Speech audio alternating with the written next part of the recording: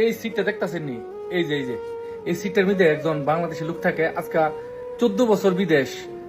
এখন বাড়িতে ফোন করে বলছে, গতকালকা বাড়িতে ফোন করে বলছে যে আমি ক্যান্সেলে বাড়িতে আমার আর বিদেশ করুম না, এখন বর্তমানে আমার সুবিধা না, মানে এখন বর্তমানে আমার জন্য আর বিদেশ সুবিধা না, ফেডে বাইতে থাকুন যাবে বাইতে ফুরি। তার মারে প্রথম বলছে এই সিটটার মধ্যে তার মা কি বলছে জানেন?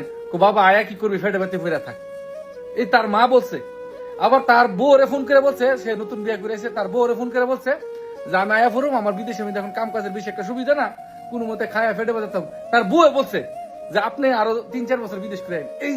এই বেডের লোকটা এখানে সবাই দেখেন 10 জন লোক থাকে, এই যে দেখেন আছে অনেকে 10 জন থাকে। কিন্তু আমার প্রশ্ন হইলো, যখন আপনি বাড়িতে যাইবেন আপনার হাজার সমস্যা থাকবো, টাকা পয়সার সমস্যা থাকবো, যদি আপনি বাড়িতে টাকাটা দিয়ে দেন সবগুলা, তাহলে আপনি ধরা থাকবেন।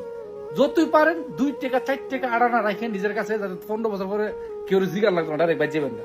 ঠিক আছে, ভিডিওটা শেয়ার করেন।